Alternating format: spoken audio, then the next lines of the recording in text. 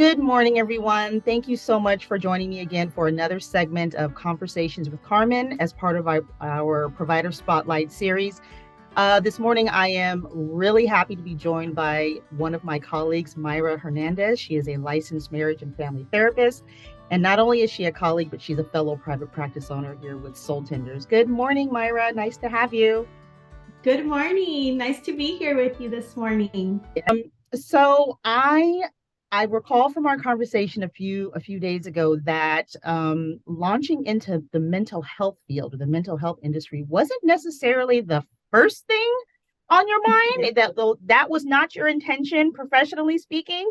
You have a really nice story to tell about that. So can you share that journey with us a little bit? Yeah, absolutely. So I was, from a very young age, I always thought that I would go to law school. And so I had in high school and even in college had done internships at the public defender's office, police departments, connection with the city, all sorts of things, just kind of to develop that background in law enforcement. And just studying law. And so I really intended to apply to law school, take my LSATs. And while in the process of that, I was working at the regional center, and my supervisor called me in one day and said, I want to know what your career goals are. And and so, and I talked to her about it. I was honest, and I said, I'm planning on going to law school. And she really encouraged me to think and consider the mental health field. And she was a licensed clinical social worker herself. And she was an amazing advocate, amazing clinical skills, and honestly, just her passion for the field was contagious, to say the least. And so she planted a seed, and she actually, she provided a ladder of opportunity for me and was able to work around my school schedule. I decided to apply to grad school and ended up attending University of Laverne, and she worked around my school schedule and provided support, guidance. She became a true mentor, and definitely built on my strengths and my clinical skills and advocacy skills as well. That's amazing. It was definitely meant to cross paths with you, so to speak. So I love that. And just quickly, I'm curious, did you have a moment where you were vacillating between whether to pursue licensure as a social worker versus a marriage and family therapist? Was that ever on your radar?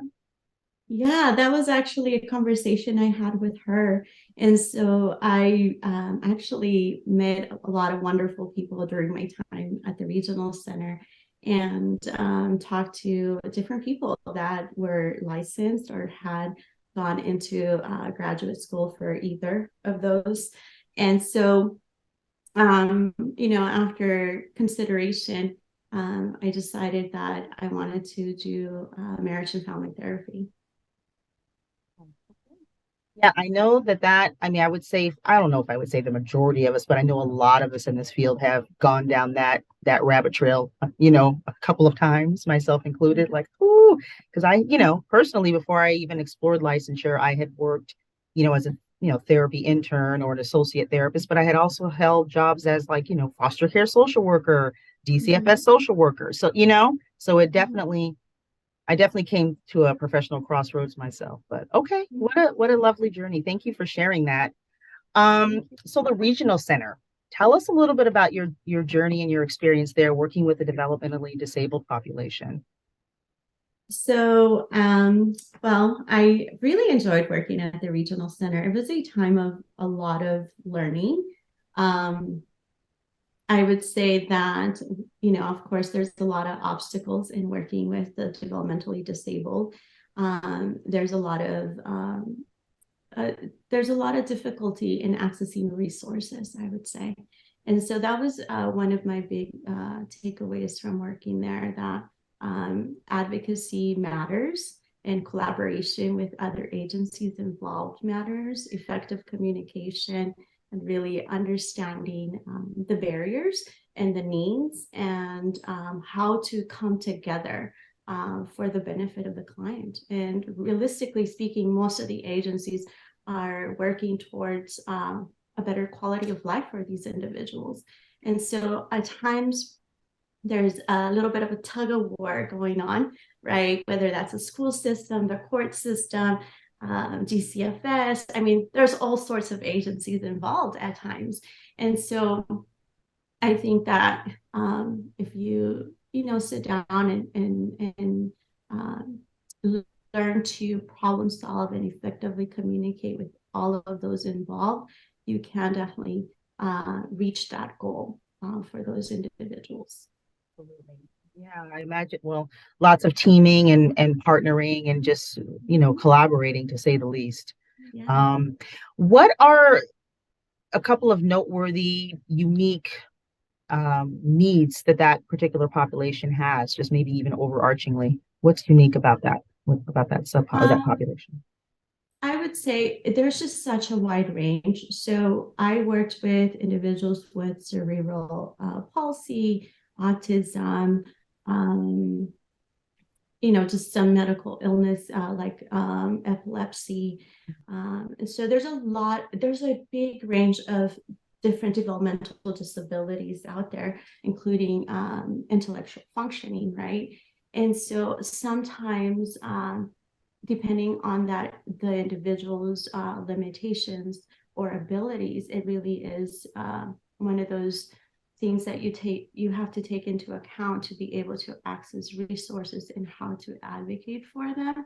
So I would say that understanding all of those different areas, understanding the spectrum of needs, and definitely not being afraid of asking questions to those others, the other professionals involved, whether that's nurses, that's occupational therapists, physical therapists, psychologists, neurologists. I mean, there's so many people involved in these cases at times.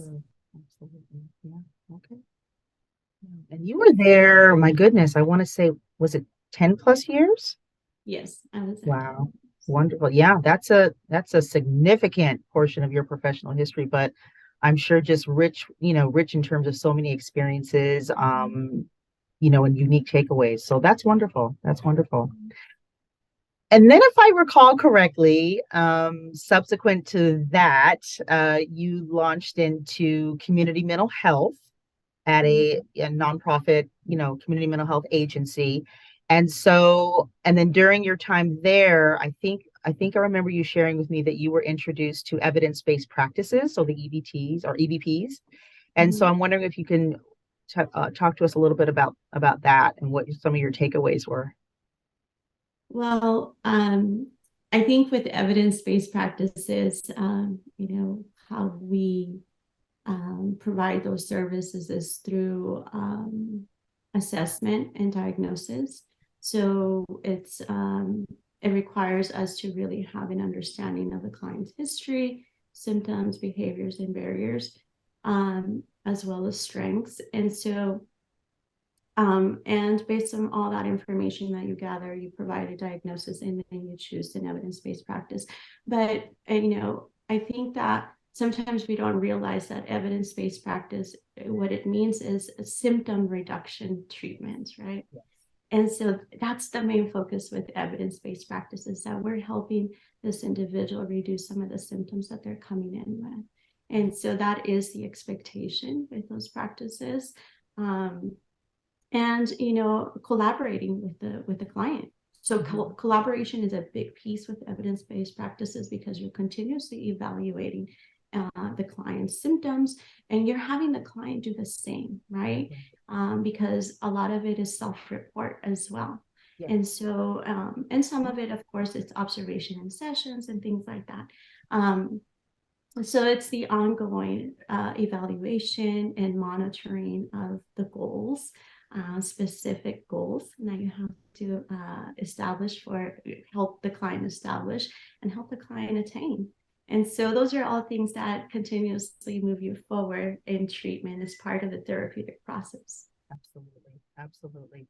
And can you review for us just a couple of examples of an EBP? I know there's TFCBT, trauma focused cognitive behavioral therapy. I know there's MAP. What could maybe one or two quick examples? Yeah, so there's quite a few out there. So some that I am trained in. I am trained in TFCBT. So TFCBT is for those individuals who have witnessed or experienced trauma. Um, and it's cognitive behavioral therapy based. And so, oh, sorry, my dog. But it's cognitive behavioral therapy based. So it's about it includes different pieces. And the unique piece about TFCBT, I would say, is that it allows a parallel process with maybe the parent or a caregiver. Wow. And so being able to create that bringing together of that experience maybe in the system, right? Because sometimes trauma doesn't just happen to that individual, it affects the entire system that that individual belongs to. So that's one of the evidence-based practices. But a lot of the process there is psychoeducation, skill building with emotional regulation, problem solving, and even evaluating thought patterns, right? And challenging some of those thought patterns regarding the. Amazing. I have a question for you about working with families. Did you ever have a learning moment or a growth curve in your career where initially you might have been even the slightest bit nervous or reticent or even intimidated about working with okay, so so I'm not alone here. Okay. I'd love to hear about that. I'd love to hear about your experience and how that started and then how your confidence built over the years. I have experienced a little bit of all of what you just said. Uh-huh. And so I feel that there's always one or a few individuals in the room that are not, they're very guarded, right? And that's Yes. very Yes. nerve-wracking. Um, Yes. but over the years, what I have learned is that some of that is also clinical insight, right? Of what's happening in that system. If I'm feeling nervous and anxious, right, when I'm walking into talk to them, I can't imagine what they're feeling with each other when they're going home, right? And so I try to remind myself of that and really acknowledging some of that, and sometimes even bringing it up as I'm in the room with them. I'm like, I'm sensing some anxiety or nervousness here. Can we talk about that? And I think it really brings people's guard down a little bit when you take that approach. You Yes. acknowledge what's really happening in the room. Yes, absolutely. You're right. You're right. And, maybe like, to your point, maybe even sharing with them, maybe using a little bit of self-disclosure. Hey, we just met and I'm feeling a little nervous too. I'm so interested in getting to know you guys. And at the same time, though, this is our first meeting and wow, I'm feeling a little nervous. And that tends to bring, that tends to sort of help people feel that much more comfortable. Okay. I was just curious because I know I've been there. I've been there for sure. Yeah. Many times. All Yeah. right, wonderful. Okay, well, I'm going to switch gears just for a minute. I am wondering what your thoughts are on intersectionality and how that plays out in your practice today. Yeah. Well, I think that's a really important framework, actually. I think that it really touches on all the identities that connect in an individual. So, whether that's race, religion, gender, sexual orientation, um, language, disability, right? Most of that really, in some way, shapes the experiences of that individual. And it really tells us a story, right? It tells us how they access resources, or the difficulties in accessing resources available to them. I think that it really allows for me to tailor treatment um, to clients depending on how these different identities intersect. It allows for me to explore those identities further, and create an inclusive environment in my office or in the treatment setting. Um, I think when you take uh, into account and acknowledge those identities, you're creating a safer place for individuals. And you are allowing for an individual to feel seen, validated, and creating a place for belonging for them as well. So I think that it really is important to take all of those pieces and be able to use them in a way that is beneficial and productive in treatment. That's wonderful. That's absolutely. And if you realize that or determine that what a client is somehow stuck, or maybe has even regressed a bit, how do you typically approach that You know, scenario? I think that that's normal just in general, right? In life. And I think that normalizing that for a client is important. I think that is part of the therapeutic process. It's just, it comes with it, right? And it's actually one of the things we talk to clients about when they start treatments, right? Risk and benefits of therapy, right? There will be times where you're gonna get worse before you feel better, and then you're gonna feel better, and then maybe not feel so good. And so Right. progress isn't linear, and I think that it's important to remind clients of that. But it's also a really important time to use moments of regression or setbacks um, to help clients build on their resiliency, right? And problem solving Yes. and emotional regulation. So it is almost like a moment of I'm going to use this clinically, right? So to help client manage and make take that step over that bump that they just encountered. Absolutely. Absolutely. So normalize and validate their experience and Mm-hmm. then work with them and align with them in terms of, okay, now what is the opportunity in this? What is the opportunity? Because there's opportunity everywhere. We're surrounded by it. It's just up to us in terms of whether we want to lean into that or not, and how we choose to frame it. So yeah, that makes a lot of sense. Great. Great, great, great.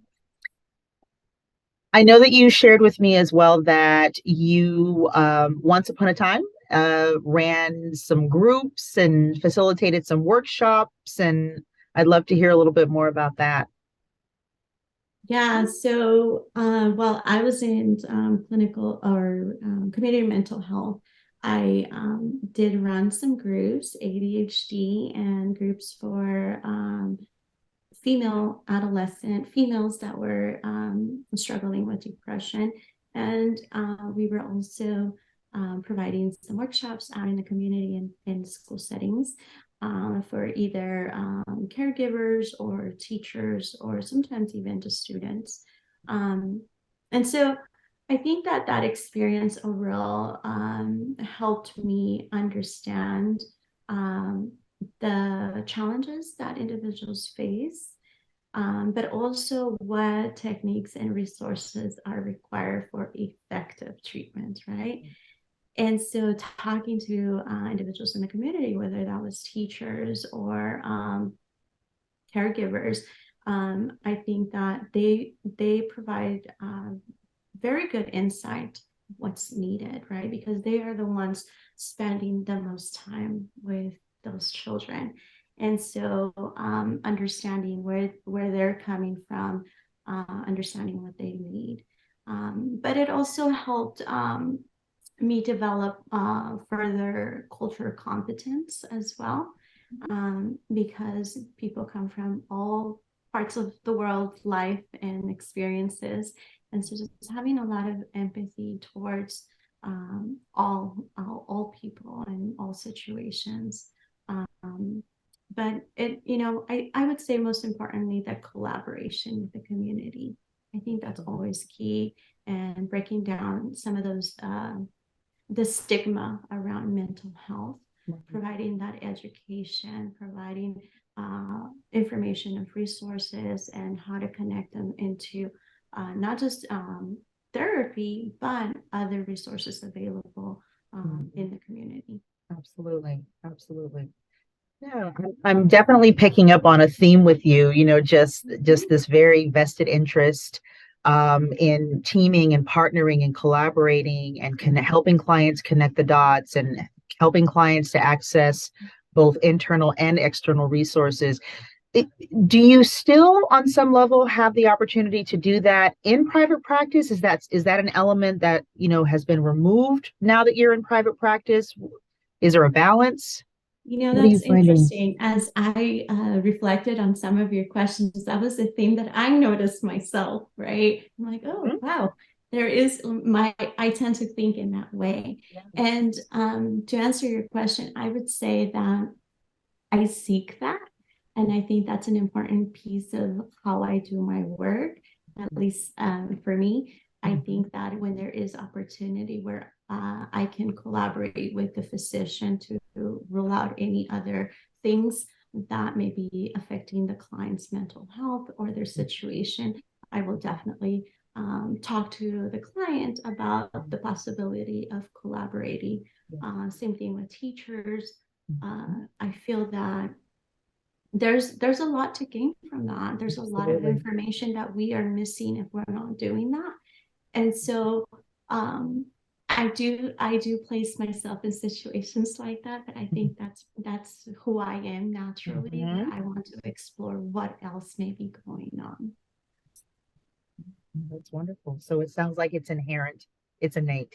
So that's going to propel you in certain directions to, even if the information or the resource isn't sitting right there in front of you, isn't readily available, you're still going to go after it, which Yeah. is wonderful. Yes, love it. Love it, love it.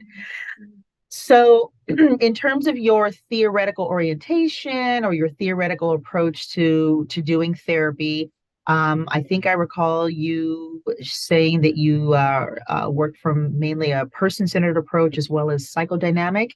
Mhm. Anything else in addition to those two modalities, or? I think in private practice, it's become very eclectic, you know? Yes, Yeah. yes, and it's not overused. People say, "I know I use that word so much." Don't worry about it. It's true. You know? Yeah, it's Yeah, applicable. yeah. Yeah. I know that we're taught to sort of stick to one, right? Yeah. And I think that when it comes down to it, I think naturally I am more of a person center. But because you learn so much, right? And so if you know something is going to work for a client, why not get creative and tailor it to that client? And did you also mention an interest in DBT? Yes. And Yeah. so, yeah, so that is actually something I'm very interested in. I did, one of those trainings that's a few hours, and it's just a quick overview, I would say, of like what DBT is.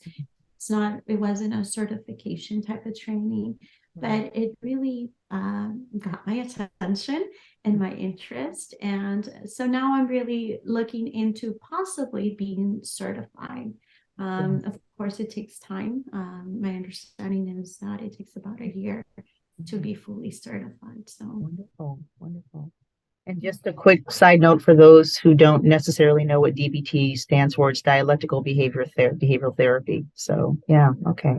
Very good. Very good. All right. Well, as we wind down, I would love to hear your thoughts on your own self-care, how you take care of yourself. What does that look like? And are you consistent with it? Or is it hit or miss? Because we all have our days, we have our moments, where we may yeah, dip a bit. But what does self-care yeah. look like to you? I think that I like to think of it as a big, large spice rack, that you can pick from each day. It doesn't have to be perfect. I feel that when I think of it as I have to do this particular thing, I tend to get myself more overwhelmed rather than really asking myself, okay, what can I do today? Or what do I need? What does my body need? And so, um, over the years, I have learned that self-care is more of like an internal thing for me. So meditation, self-reflection, Love it. journaling. Love it. Um, it used to be where, you go get a pedi and mani and, Mm-hmm. you know, and those Uh-huh. are good ways to Yeah. self-care as well. But Right. for me, I think that I love moments where I can sit down and have some reflection time and rest or do light stretches. And I do work out in the mornings before I get my work day started. But I don't necessarily think of it as self-care working out, which is interesting. But I think that as I'm getting older, I'm realizing that self-care means something much deeper to me. And so I think that definitely self-reflection, meditation, all of those things are key for me. For sure. Well, I totally agree with that. And again, to your point of, getting older and maturing and just it's just a lot of it is very developmental for me. And yes, it's the the internal or the intrinsic experience. Oh, such rich takeaways, just being able to feel rejuvenated and hit that reset button, and keep going. So, all right. Anything to know about you that I didn't inquire about? I sat with this question a little bit, and one of the things I feel that we didn't really talk about is maybe future goals other than maybe trainings and things like that. Oh, Um, I would love to in the future write a book. And so I don't know what that's supposed to look like or how it would look like, but that's something that has been on my mind, and so definitely something that I intend to look into and excellent. hopefully make it a reality. That's wonderful. Well, and it's in the mind that's the first step. We create in our minds, we use our creative imagination. And then Yeah. beyond that, it's just kind of like building blocks. So the Yeah. fact that it's on your mind or on your radar, there you go. Yeah. Just Yeah. got to manifest it, which I'm sure you will. Yeah. That's amazing. Yeah. That is amazing. Yeah. All right. Well, I think we've come to the end of our time together, but it's been so enlightening. It's been lovely to connect with you via Zoom. I enjoyed our conversation on the phone the other day. I loved reading your very thoughtful and considerate responses, in terms of the questions that I sent you. So, what will happen for our viewers? What will happen at this point is at some point in the next couple of weeks, this live Zoom video or interview will be published on our social media, as well as a written transcript of all the questions that I posed to Mayra and that she so thoughtfully responded to. So we'll have the written version of the interview as well as the video based interview. So Mayra, for anyone who is curious about learning a little bit more about you from a professional standpoint, what is the best way to contact you? Would you mind maybe sharing your Soul Tenders email address with us? Yeah, so my Soul Tenders email is mhernandez.ip@soultenders.com.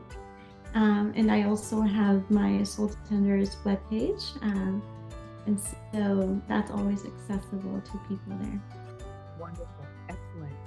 And for anyone who would like to reach out to myself, I can be reached through my Soul Tenders address at cmajied.ip@soultenders.com.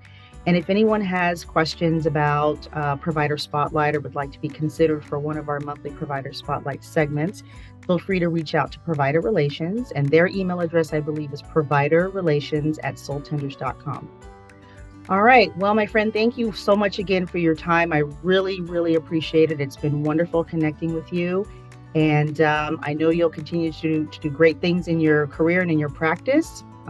So thank you again for your time. Thank you. It's been wonderful. Thank you for this experience. You're welcome, Mayra. Take care. Thanks. Bye bye. Alrighty, bye-bye.